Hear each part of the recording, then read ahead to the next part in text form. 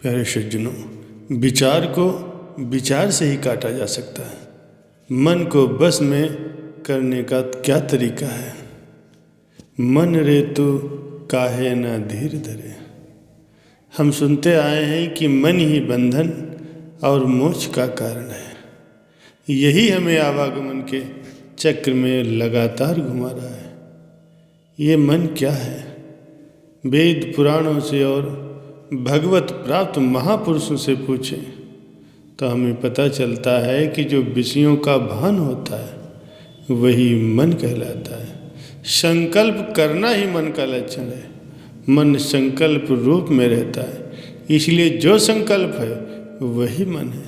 संसार में सारा इंद्रजाल मन के द्वारा ही फैलाया हुआ है। जब तक मन की कल्पना चलती रहती है तब तक मोक्ष नहीं हो सकता। ये सारा विश्व ही ब्रह्म की मानसिक सृष्टि है। हमारा ये शरीर मूल प्रकृति 5 महाभूत मन, बुद्धि, अहंकार तथा 24 तत्वों से मिलकर बना है। मन 5 महाभूतों से पैदा होता है और स्वयं किसी का कारण नहीं, इसीलिए यह विकृत कहलाता है। ये इंद्रियों पर राज करता है। इसके बिना इंद्रियां विषय भोग नहीं कर सकती। यही इंद्रियों से कर्म करवाता है। राजा परीक्षित को समझाते हुए परमहंस सुखदेव जी फरमाते हैं कि मन से कभी मित्रता नहीं करनी चाहिए। जैसा कि चालाक शिकारी पकड़े हुए पशु का विश्वास नहीं करते, इस प्रकार योगी भी मन पर विश्वास नहीं करते।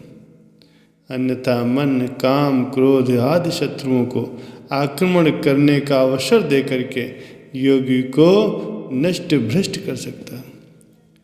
भागवत में ही जड़ भरत जी राजा सौगढ़ को समझाते हैं कि मन देही, जो अपने आप को देह समझता है और मन से मिलकर के सुख दुख की अनुभूति करता है, जब तक मन है तब तक जागृत और स्वप्न अवस्था का व्यवहार दृश्य रूप में जीव के सामने आता है।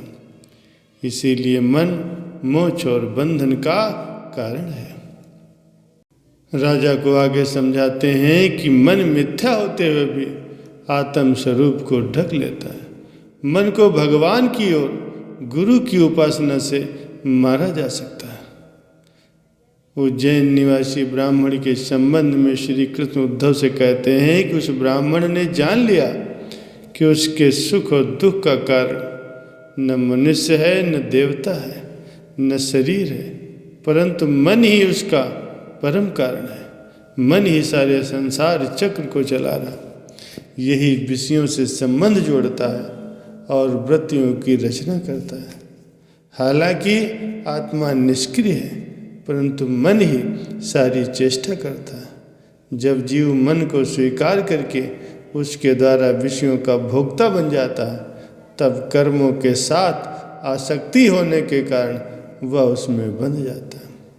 इसीलिए एक बात समझ लीजिए कि सुख और दुख का कारण न मनुष्य है, न देवता है, न शरीर है, कारण केवल एक मन है।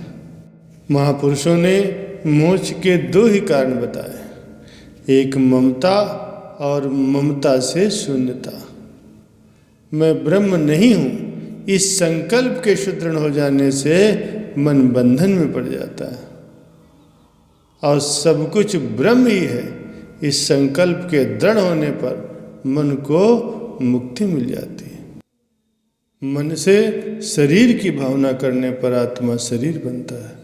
मन कल्प को क्षण बना देता है और क्षण से कल्प जैसे बड़े समय का भान करवाता है। ये संसार केवल मन का विलास मात्र है। मन नेत्र, जिह्वा, शब्द आदि से संपन्न है। ये सर्वत्र गमन करता है। ये वहाँ भी चला जाता है जहाँ इंद्रियाँ नहीं जा सकती, न इंद्रियों के विषय जा सकते हैं, परंतु ये माइक है, इसीलिए परम तत्व को नहीं जान सकता। संत फरमाते हैं कि मन 2 प्रकार से बनता है। एक शुद्ध मन और दूसरा अशुद्ध मन। वो मन जिसमें कामनाएं अथवा विषय भोग के संकल्प उठते हैं वो अशुद्ध मन होता है। दूसरा मन जिसमें कामनाओं का अभाव होता है वो शुद्ध मन है। विषयासक्त मन बंधन का कारण है, अब विषय संकल्प रहित मन मोक्ष का कारण बनता है। जो मन इंद्रियों के विषयों से रहित है, विषय भोग के संकल्प उसमें नहीं है, वो मन हृदय में लीन हो जाता है। यही ज्ञान है, यही मोक्ष है।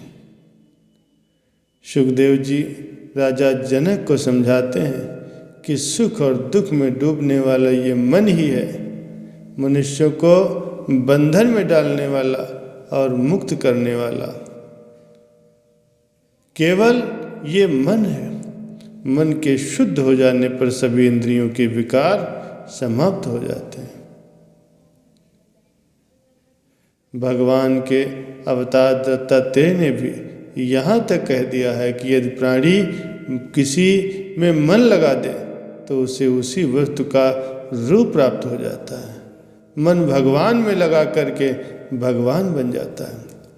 आध्यात्मिक जगत में मन के महत्व को हमने वेद पुराणों और महापुरुषों के वचनों में जान लिया है। आवागमन के चक्र से छूटने के लिए इसे काबू में करना अति आवश्यक है। हम ये जान चुके हैं, अर्जुन का यह मत था कि मन पर काबू पाना वायु को काबू करने जैसा है, लेकिन श्री कृष्ण ने समझा ये बहुत ही कठिन है, असंभव नहीं है। अभ्यास से, वैराग्य से इसको कंट्रोल किया जा सकता है। फरमाते हैं कि मन को मित्र माने और भगवत प्राप्ति में एक साधन के रूप में इसका प्रयोग करें। इस पर बुद्धि रूपी लगाम डालें। बुद्धि भगवत प्राप्ति की एक निश्चयात्मक शक्ति है। ये बुद्धि बहुशाखा वाली हुई तो मन जगह जगह भटकेगा, एक स्थान पर स्थिर नहीं रह सकता। इसीलिए मन को भगवान में लगाने के लिए भगवत प्राप्ति की एक निश्चयात्मक बुद्धि आवश्यक है। ऐसी बुद्धि न होने पर मन संसार में ही भटकता है, क्योंकि उसे संसार के विषय भोगों का अनंत काल से अभ्यास पड़ा हुआ।